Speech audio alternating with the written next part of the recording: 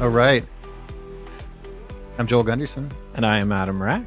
and this is Winesplained, a show that focuses on all of the questions around sustainability that we've had for the last 8 years.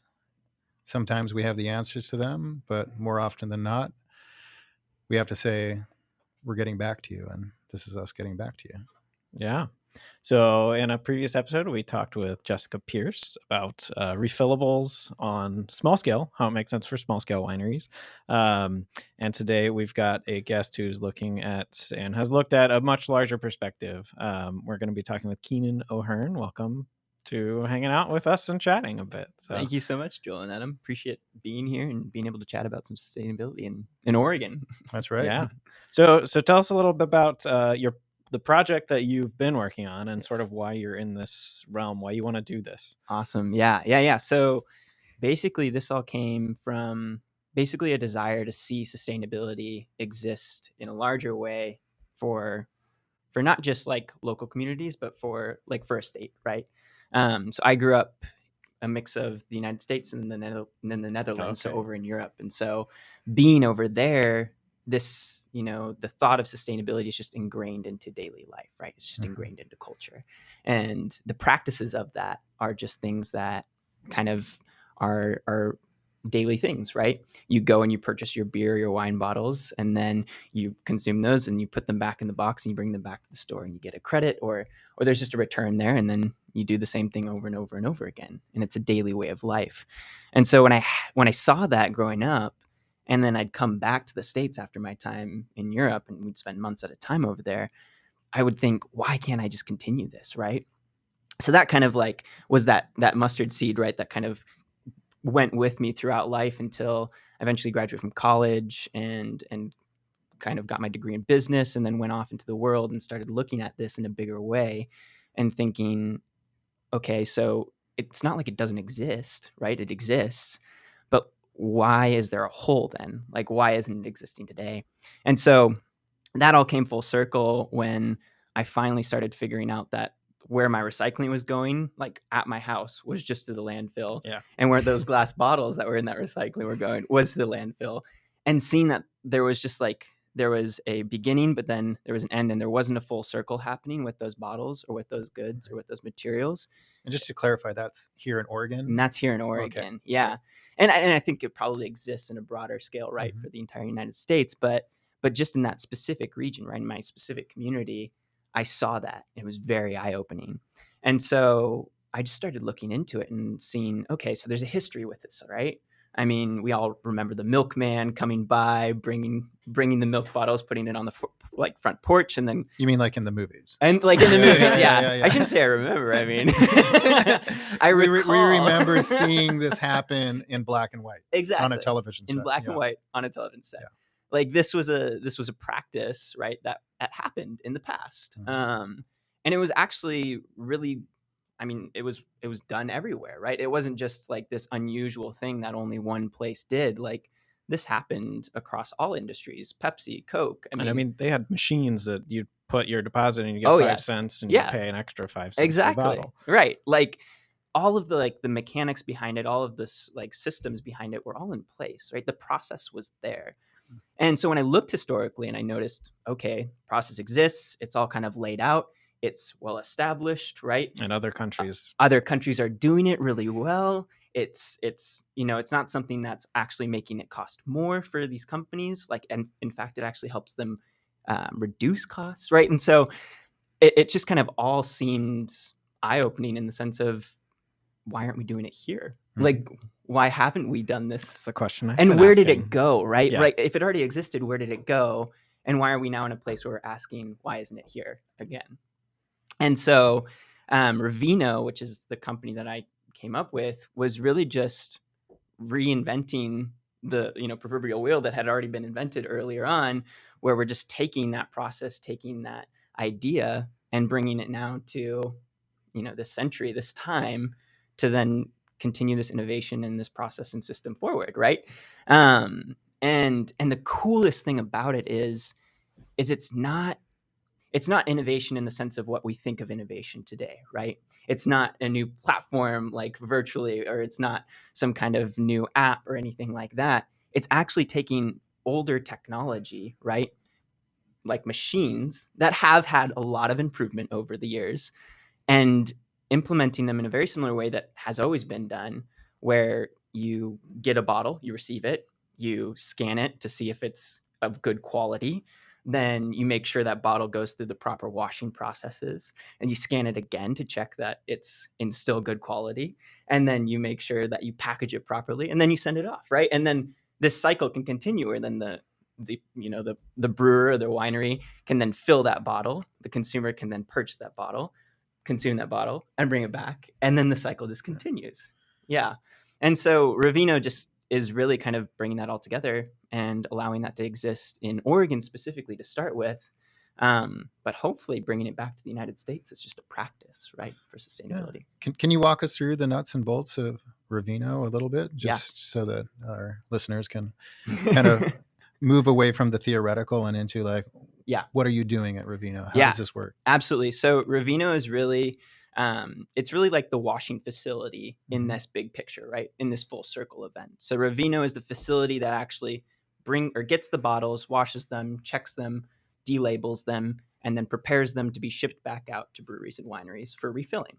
How Revino partners with communities or partners with maybe even the state or breweries and wineries is in making sure that we're obviously washing the bottles that everybody needs, right? So creating local supply chain. And then also in partnering with OBRC, which is the Oregon Bottling Recycling Cooperative, which actually collects these bottles from Oregon citizens, and they get a credit for those bottles. And then they actually, manage kind of the flow of where these bottles are going, and we kind of do that washing process for them. So we're kind of that middleman between the Oregon, like the consumer dropping off their bottles, washing it, and then sending it off to the breweries and wineries. Right. Yeah.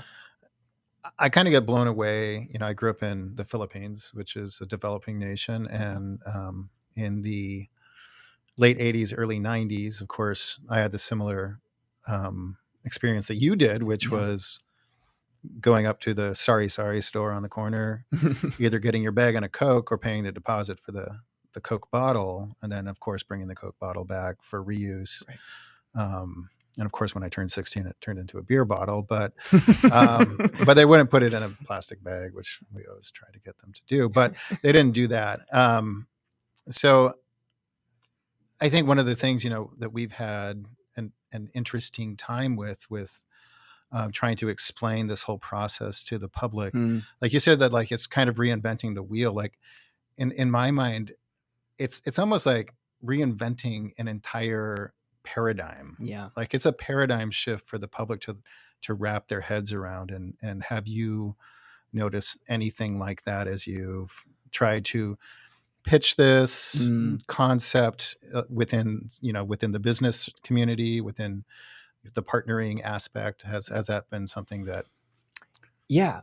I'd say there's probably two sides to that answer. The first side is there's like the habitual things that people just go about in their days, right? Which is right now we have recycling from our local municipalities that we put our recycling into, and then we have our trash, and we separate the two, hopefully, right? And it's wishful recycling. Recycling. We put it there, and we just expect that it just goes to a magical place and gets recycled, and that it all happens, right? But the habitual side is that we do that, right? Like it's probably ingrained in us into this point where that's happening just on a daily basis. But with that also comes this kind of idea that we've done like all that we can, right? Or that like maybe that's all we needed to do in the first place. And it's not anybody's fault. It's just what we've been told from when we were really young, right? Reduce, reuse, recycle. We're told these 3 R's, right? Which are like these, I don't know, the kind of entire concept or center to what like we all know of as recycling is reduce, reuse, recycle, right? You've got like the 3 triangles. But like those 3 R's were intended to first reduce, then reuse, and then recycle, right? And so there's this habit and this like thought that like oh, recycling is the means to the end, whereas reduce, reuse was by far the most crucial parts to that. And then recycling was kind of this third, which was meant to gather everything else that couldn't be reduced, couldn't be reused, and then was recycled, right? And so this habit of people is kind of like the one side that it's been really difficult talking to people about that and saying, no, there's more to it, right? There's more that we can do in our communities. The other side of it, though, is that people seem really excited when they understand what's going on, right? When they understand the problem and understand, oh, there's things we can actually do, right? Like we can wash a bottle and it can be reused, and that saves potentially up to 20 bottles in the future, right? Like having that to where there's this kind of idea that they can maybe grasp onto is really, really huge. And when you say people seem excited, do you mean the average consumer, or do you mean businesses? Oh, all demographics, right? Okay, So if I yeah. talk to a business, right, like Cooper's Hall, or if I talk to another brewery, or even just a business that, you know, sells these products, right, they're really excited about the idea that they can tell consumers that this bottle has a place where it's going, right? Like it's not just going directly to the landfill. There's a circular economy happening to this bottle. And I think on the backside of it, which is what partially we looked at, you know, we got into the refillables because that is our business model, is sustainable and end game for wine. Right.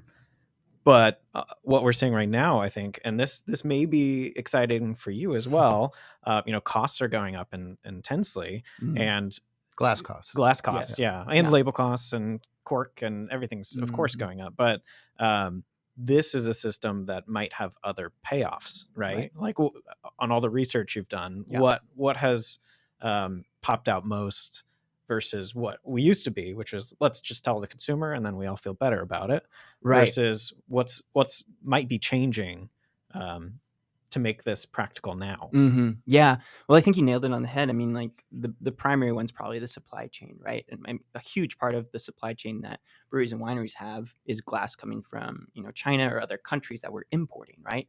Well, imports obviously in today's world have a severe kind of, I would say, monetary, you know, issue. Fluctuation, right? Like they're all over the place. Yeah, it's hard to really predict then what business is going to look like for the next year if you don't have really a set idea of what those costs are going to look like. And so the supply chain issue is primary. The second thing, though, is again kind of this misunderstanding of what's actually happening with like the bottles that are like where the bottles are going, right?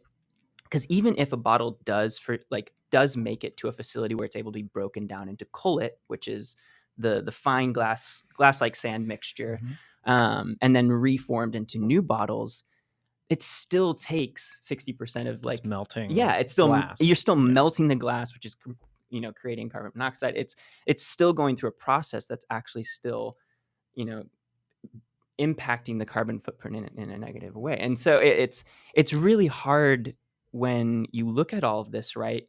And the things that we're doing that are like quote unquote sustainable really still have a pretty negative impact on the environment, right?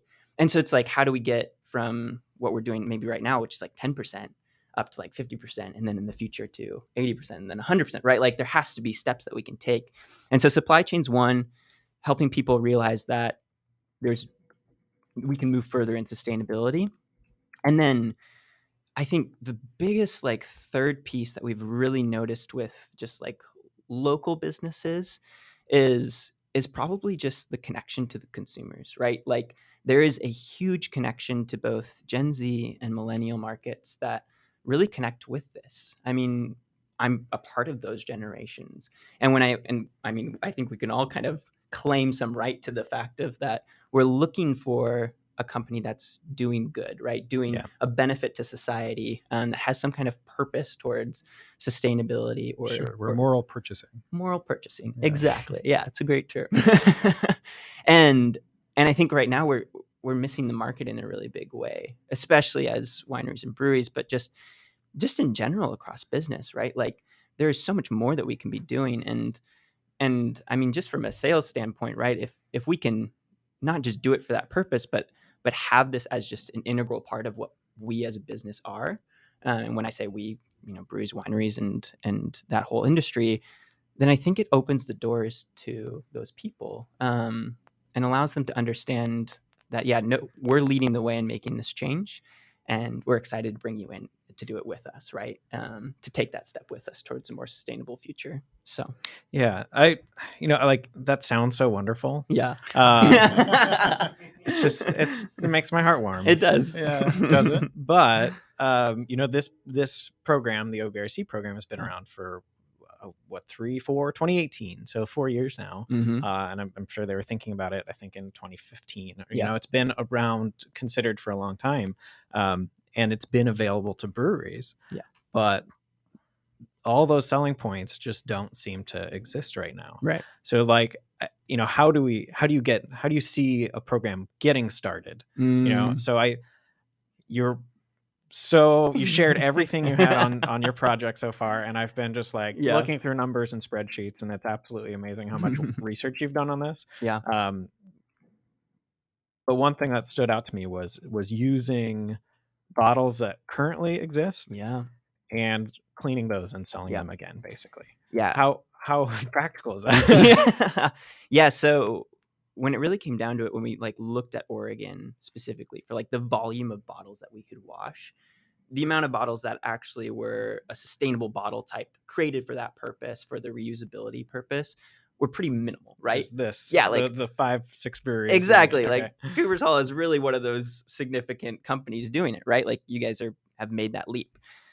But if you look at like the actual structural integrity of glass and the glass bottles that you would see just on the general, shelf at Fred Meyer or any other kind of supermarket or establishment, right?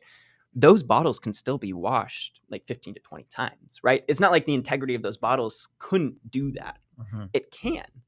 The only thing that's holding it back is there's no washing facility to get those bottles from point A to point B, right? Because closest right now is Montana. In Montana. Yeah. And so Bayern, which is a company a brewery up in Montana, has their own facility in their brewery that they wash their bottles in, right? And they're doing this for a couple other companies as well.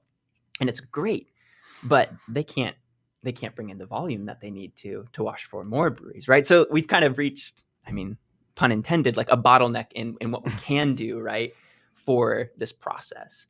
And it's really fascinating because, yes, the reusable bottles are great because they're thicker. They have a little bit, a better kind of, they're adjusted to make sure that we can wash them more times, right? Yeah. And that like we can make sure that this can happen for the future. But really, like we can take those bottles that are currently out there. We can take those bottles that are currently going to the landfill. So this is basically like part of the business model is a free revenue stream. Yes. Free product to sell again. Yeah, exactly.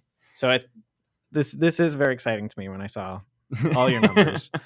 So what's the hurdle so far? Why are you paused or thinking about what the next steps are right now? At the moment, there's just not enough businesses that are involved, right? Like it's kind of this catch-22 because obviously we're the process or the puzzle piece that helps it move to the next step, because then we can wash more volume.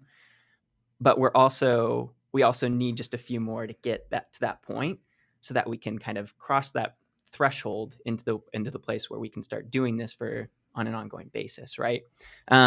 It's also just bringing in funding, because these kind of facilities are heavy machinery facilities, right? So if we're talking property, plant, and equipment, like there's a ton of equipment involved. A lot of capital. Yeah, lots of initial capital.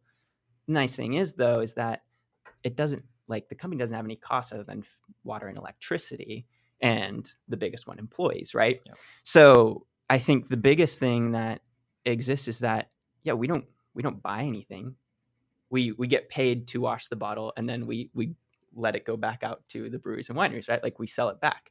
And that's really the thing that we're doing, is we just collect and wash and return, and just allowing that process to continue. So, and this is another exciting part. So I sort of was confused about how possibly you can sort so many different types of bottles. I mean, there's thousands of kinds. Yeah. What have you looked at so far that makes it seem realistic that, are most Burgundy bottles similar, exact same width, or what does a sorting process look like for thousands of varietals and brands and manufacturers? Yeah. So I think a lot of people might think that this hasn't actually been tried in the past, but it has in California. They've tried it a couple times with a couple different Is companies. that conscious container?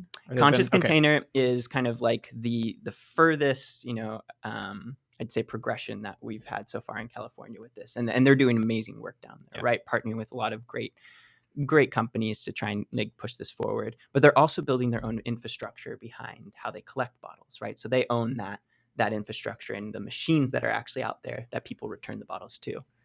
Oregon's already got that, which is great. Like, we're set in that point.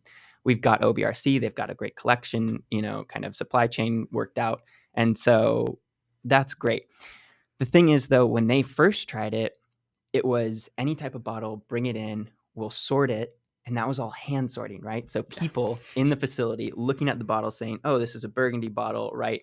It's got like a leaf green, right? Or it's got a different green. And they would sort it by hand and then put it into the machines based on, what they had. That doesn't really work in scale, right? Yeah. Like, it's really hard to scale a process like this if we're sorting so many different types of bottles. And so the hardest thing, though, is for a winery, or just for any kind of company that has like a distinct bottle type or has a different punt size or has a different type of color, right, for their bottle. It's really hard to say, well, if you move over into like this bottle type, we can do that for you, right? That's a hard change for a company to make, especially if they've been bottling wine for many years, right? Like, this is a part of their identity. Sure. Yeah. Yeah, or they can just do it in the next vintage. Vintage, right? I mean, there's some ego to get over. There's some ego to, and that's the thing. It's like, really, it isn't that difficult. Yeah. But it also is that difficult, right? Like, there's so much history for people to get over or for people to move past that I think it just takes so much time. Do you always put everything so nicely? I'm a pretty positive person. Yeah. But it's like, it needs to happen, right? Like, the time for kind of contemplating those things is really over, in my personal opinion, and it's time to like take action towards it. So are we talking about legislative action then? I think we're talking legislative action, but we're also talking like grassroots. Companies just need to start moving to this, right? I think once we hit critical mass, companies, you need to start doing this.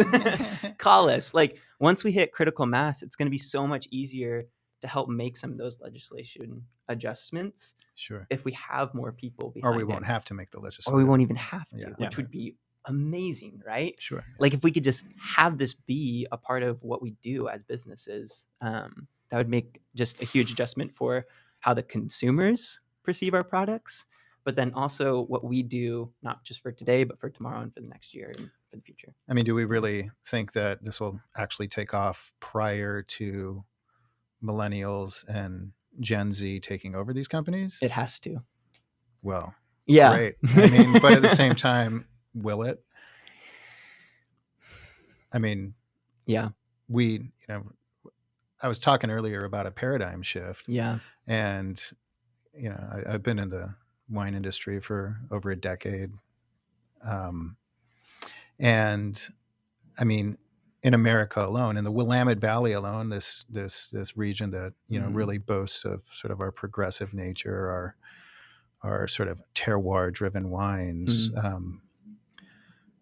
We're still now barely convincing people to not use vanity bottles.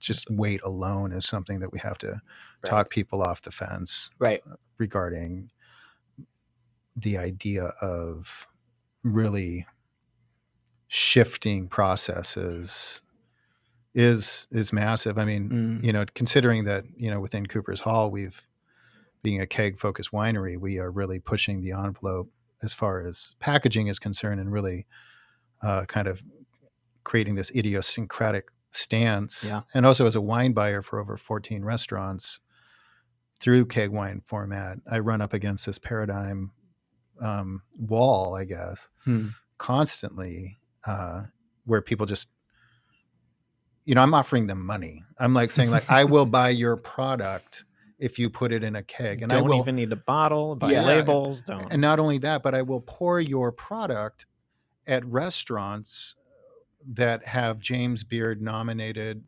James Beard award winning chefs, as the sort of face of the restaurant. And I still have people say, yeah, no, that's not for us. Hmm. So, I mean, I'm just being the voice of, I know you say it must change, Mhm. but how, I guess, as we kind of push up against this sort of wall of industrial norms, Yeah. or industry norms, like how do you see, or what kind of persuasive methods are you using for the generation that doesn't want to change? Yeah. Well, I mean, in large part, that generation's always been focused on like how do we improve the bottom line, right? So if we can kind of speak in their terms, right? Mhm. Well, you have a local supply chain. Your costs will be you'll have a reduction in costs. Mhm. You're going to get on time delivery of your product so that you can bottle when you need to bottle, right? I Mhm. mean, like your season can adjust a little bit. You might know that like in the certain time frame, like what kind of types of wine that you're bottling, but you still need to know, like have those bottles in hand, and you don't want to sitting them around. Like Mhm. that's cash that's Yeah. just sitting there. And so you want them like lickety split, right? Like once you get them, you want them brought to the facility so you can bottle them. And there's not a 3-month wait And there's on not a 3 on a month boat wait. or truck drivers. Exactly. It's here in the valley. Right. And so, and that even kind of brings this like kind of stamp on, yeah, there won't even be bottle breakage in that transportation because I mean, it's a shorter, distance. Right. And so it's like when you start talking about those things as kind of the bottom line by line thing, hey, this makes sense on paper for you. Right. Mhm. Now, great. Paper aside, let's start talking about the fact that you're already losing like people that are coming to your wineries, right? Like that's already adjusting.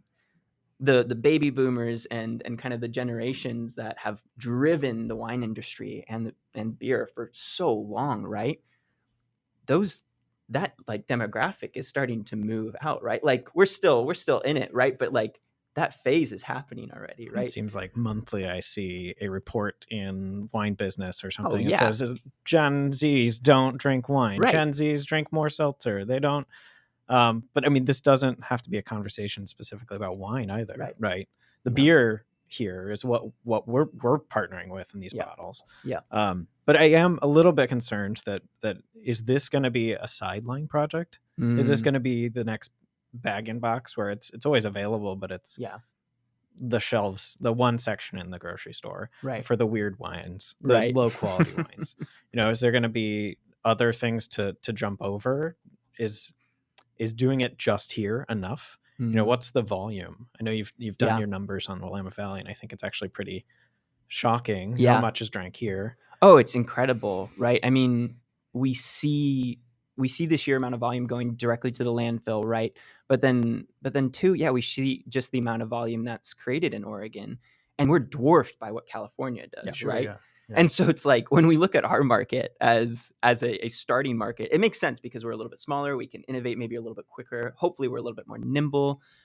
But then there's these large markets that are easily accessible, and I mean, we border them, right? Like Sure, yeah. we're there. We're like West Coast, right? And so it really makes sense in a sense of expansion for what this can do. Like it can't just be a borderline project, right? It can't just be this like side thing. It has to be a focus, and it has to, I think, really resemble what quality can look like for the future. And I think like these bottles, that is what quality is, right? Like these bottles represent a sustainable action towards like bottling for great products, Mhm. right? If you got a great product and you got a great bottle that's like representative of sustainability, then you've kind of hit the trifecta. And that trifecta, yeah, exactly. Cross fingers. Let's hope for that, right? But like that trifecta is what I think needs to be the primary, right? It needs to be kind of the what some might say is like the creme de la creme, like it's the top of the line, right? And that's what it is. Sure. But then once it becomes that, then it becomes it's helpful to become more mainstream then, and I think that's what needs to be adjusted. This is not going to be an easy answer. If you were to say this might happen, Mhm. that you think this could actually happen, when would we actually even be able to get it off the ground? Yeah. In that sense, would the filling line be Yeah. here, or the cleaning line? Yeah. There's it's so funny in like the timing of all these things, right? I mean, even even with just like what we've gone through in the last couple of years with COVID, it's just, I think, made so many of these points acute, right? Like every business is feeling this in some way, shape, or form, right? Supply chain just being one of the many things that are kind of troublesome, like things that you have to kind of pivot past and move forward through, right? And the government, though, is also supplying a lot of money to local, innovative, supply chain focused, sustainability focused startup companies, right? And so it's like when you take that and you catalyze it with the fact that, you know, COVID has brought on this onset of new supply chain issues, which already existed beforehand. It just, We were on the brink of we this. were on the brink. It just made it more acute. It really makes sense that, you know, all of that equates to like now, right? In the next year and a half, like this process should start. This process should like begin gaining momentum to the point where in 2 years' time, this should be something that we can just onboard any, you know, winery, brewery to, and get the process going further. Yeah. Are you saying that you're working on this actively? I'm saying again? that this is, yeah, a large active push Okay. for Revino to push forward. And we've got a lot more funding now that this should become a reality really soon. Well, this is exciting. Yeah. I think I am super looking forward to the possibility of this even happening. Me too. What do you think, Joel? No, yeah, I mean, I Reality? think reality. Bring us back down. Reality check. No, I mean, I guess one of the concerns or quandaries I have is that, you know, we talk about the Portland, going back to our industry, wine industry, and maybe obviously we might not be the leaders in this. Maybe it is the beer industry that has to kind of spearhead this, just because they are going through a larger rotation of bottles constantly, although we go through a pretty large rotation of bottles. 48 million Yeah. a year here? Yeah. But that 48 million is really broken down into real small chunks, which means there's a lot of different egos that we have to convince. And so is there sort of, you know, when you talked about a critical mass of larger wineries, are we looking at like A to Z size, you know, King Estate? Like, how many of those have to jump on board before? Yeah. You know, I feel like a bunch of us small folks can kind of band together a bit, but obviously we need some industry leaders, and by leaders I mean volume size. Yeah, we need the Willamettes, we need the Stollers, we need the A to Z's, right? Like we need those bigger wineries to kind of come on board, and we need probably about 5 of those to be leaders within this. Right. So if I brought Jim from Willamette Valley, I'd be like, Jim, this needs to happen so now. maybe we can, you know, do a Talk reconvene podcast where we I think we should bring Jim into the room. We should start having this discussion. Yeah, I mean, I know that he's talked about it for years, so I know it's something that is important to him. And that's the thing. It's the amount of times that I've had the discussion or the conversation with a winery owner or a brewery owner where they've thought about this or they've wanted it, right? And it just hasn't happened yet is, I mean, it's astounding to me, one, but it also is just like, all right, instead of looking at that as like okay, well, this just hasn't happened, it won't ever happen. I'm going to look at it as a positive, right? For the fact that there is a momentum here, there is a need, a want, a desire for this to happen. Right. There's enough interest. There's enough interest. Exactly. There just needs to be a catalyst to make it happen. There just needs to be the catalyst. Yeah. Right. And I think we can do that. I think the time is now for that. It sure feels like it. Yeah. Yeah. I mean, has there been any consideration or research, you know, done to try to help promote the concept of a sort of brand organ wine bottle equivalent to something like this? I mean, I know that your concept also brings in the idea of washing existing bottles, but the sort of notion that, look, we do know that the majority of the Willamette Valley is in a Burgundy bottle. Pinot. Yep. Yeah. Yep. So has there been any, you know, talk on the back end as to like what kind of structure it would take or buy-in it would take from different organizations to kind of create this? I mean, for heaven's sakes, Riedel has a a Pinot wine glass, like, well, they can also sell it Yeah, for yeah. how much a piece? Yeah, $40. yeah. Exactly. But at the same time, it creates this, going back to morality buying. It's like it creates this notion if somebody walks out the door with one of our bottles, wine in a beer bottle that doesn't look like other beer bottles. It's like Purely, we are Yeah. yelling out, Yeah. please return. Right. please Yeah. But Right. beyond that, also, it's like, look at me, this is a sustainable bottle. Like, not only did I get the good feeling of purchasing it, but I get to walk out the door and people get to see that I purchased the right thing. Right. Is that, are we opposed to like public praising and public shaming for to get this thing done? I don't know. Honestly, I'm going to leave that to the masses, right? Like, the mob, if you will. I think we based our model on what was out there currently, right? So we based our model and what our business could do off of what just the supply was, and that's just an assortment of different types of glass, different types of color.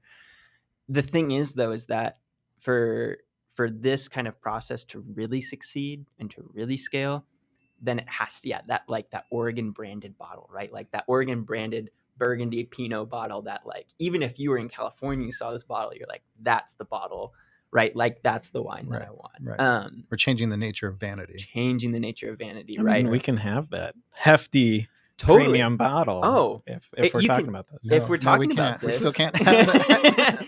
If we're talking about this, built in, right? Like the ideal is that we still want to reduce the weight, yeah, but that we want to reinforce some of the parts of the bottle where it can withstand that, right? And so that bottle might look a little differently, right? It might not have the decal on the bottom or the specific kind of the specific punt that like some wineries want, but it'll be a premium in the sense that this is distinctive to what sustainability is, right? Like they should be interrelated. Right. Yeah.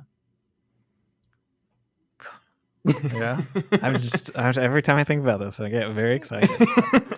The possibility is amazing. And I think just the idea that like we can be a part of it, and that wine and beer can not only do something for their own industry, but do something for other industries in leading that charge. I think that's respectable too, right? Like that deserves some attention. And I think if they do this, that's the attention that they're going to get, right? And I'm talking like news, I'm talking media, but I'm talking the demographics, Gen Z and millennials, that they so desperately need in order to exist and thrive and prosper in the future as a business. And so I hope in 50 years we don't have to talk like that. Right. It's just normal. But long path to get there. Exactly. So. But we're starting. Should we drink a little bit of wine? Yeah, absolutely. Yeah, Awesome. Moving on. Nice. Yes, this is not a beer bottle. This is It is a bottle, right? It is a bottle. It right? is a bottle. We don't need to segregate between the two of those. So we have no idea how this is going to taste. But this is a label we did as a fundraiser for the Trevor Project back when we could party during Pride. Yeah. So we did this with Create Pride and the Wyden and Kennedy team and a few of the drag queens here in town. Awesome. And all the proceeds went to the Trevor Project. And the label was 100% generated by the community. Yeah. For the community. Oh, amazing. Yeah. From photography to this wild artwork.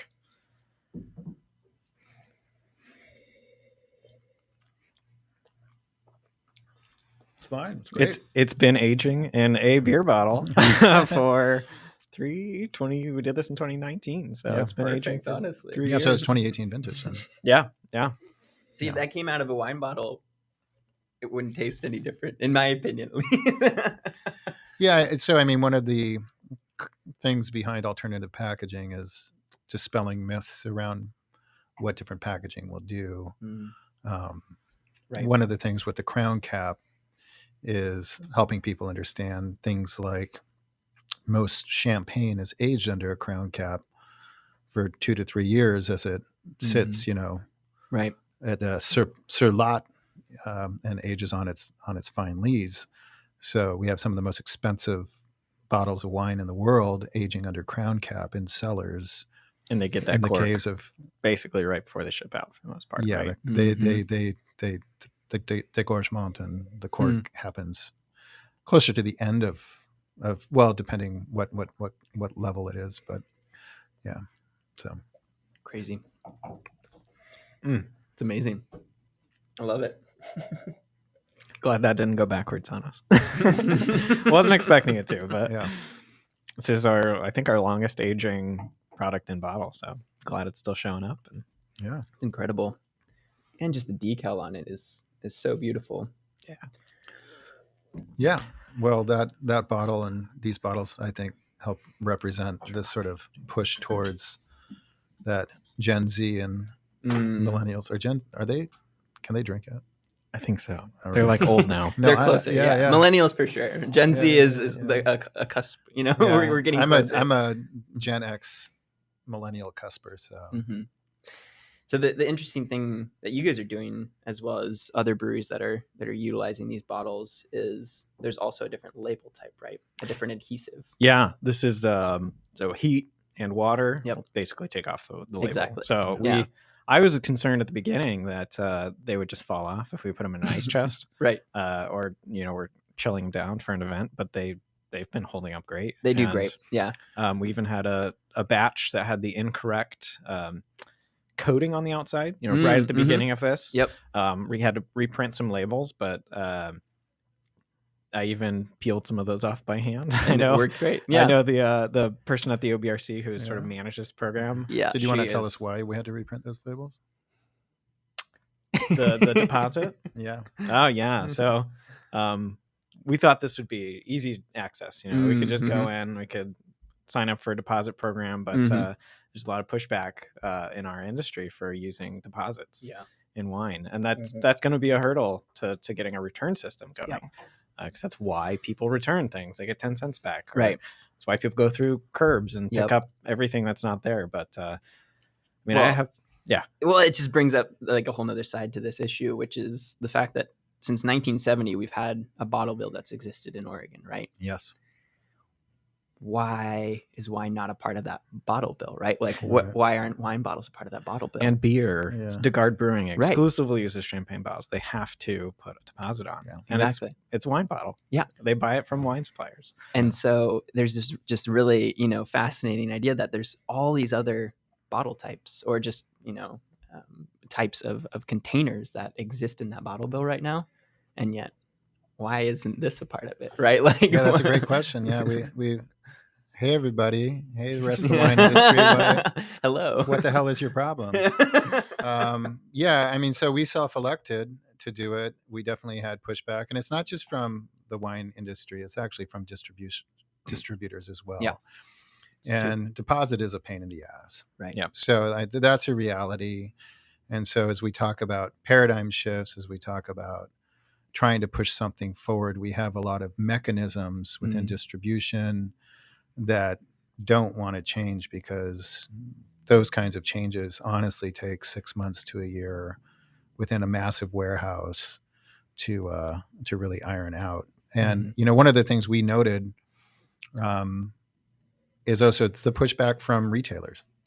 So larger retailers don't want to see 10 cents on a wine bottle as well, right? Because that's just another thing that's a pain in their ass. They don't know how to talk about it with the guests. They don't know, like, do we pay the 10 cents? Who pays the 10 cents?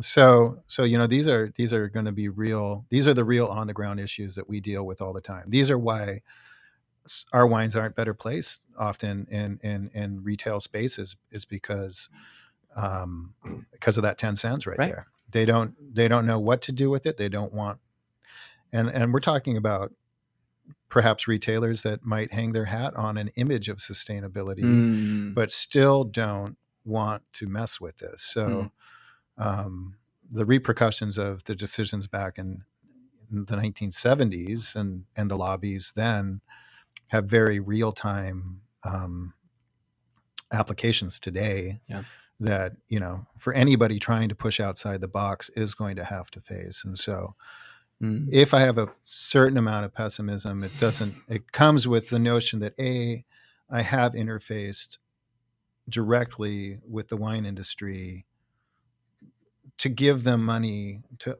help, saying like, I will write you a check for $5,000 for this wine if you put it in a keg and they're like, no, we don't want to do that. Our brand is too precious. And we even provide kegs. Yeah. And often Yeah. I'm like, your brand Yeah. isn't even Make as it cool really as my easy. brand. Like, I'm putting your wine in a restaurant that's cooler than that's cooler than you. I love it. I'm not kidding. I work for some really There's great some restaurants. confidence here. Yeah. And yet people don't want to do it. And so I think, like there is that 10 cents on that bottle is a real win for us. I'm really excited about it. I feel great about it. And, and right now, the way we're operating, how we were able to get in here is we are just paying that 10 cents. Right. So basically, if you buy a bottle of our wine, you get 10 cents for free. Yeah, exactly. Right when you finish it. It's like a little extra gift. Well, and the thing, there's two pieces. We roll it into the cost. Yeah. Yes. There's two pieces. There's what you pointed out, which is the education side, right? Like there's a lack of education both on the seller, both like on the distributor and just on the feet on the ground people in the store helping people buy these products, right? There's just lack of education around what this is. Yeah. And we're working on that. Exactly. We're working on that. Yeah. That's something that's coming up. And I think that's exciting. But then the second piece is that like we do get the chance to like help educate the future of like the people in the population that are coming up, and like they still don't, like they're still forming those habits, right? Like we get to form with them in those habits and say this is what we're going to do for the future instead of this, right? We don't have to change anything. This is the way we talk to people into wearing seatbelts. Exactly. We teach kids. Yeah. And then they wear seatbelts. They wear seatbelts. Yeah. My kids lecture me all the time. Well, we hope you're here for the next podcast, Joel. Yes. And I guess thank you for coming in, Keenan. Oh, thank you. This has been guys. Wonderful. Yeah. As always, we're running over time. But Yeah. Well, I love the optimism. I love the hope. And I think that we can impart that to the rest of our community to say, like, let's step forward and make this happen. Yeah. I think the odds are against us, but I think we can still be strong. Yeah, so, we can. Yeah. There's hope in this. Well, thank you guys. I really appreciate you guys having me, and I'll keep everybody posted on Revino's next steps here, and hopefully soon you'll see some movement happen. Looking forward to keeping in touch. We're excited to see it. Awesome. Okay. All right, thank you.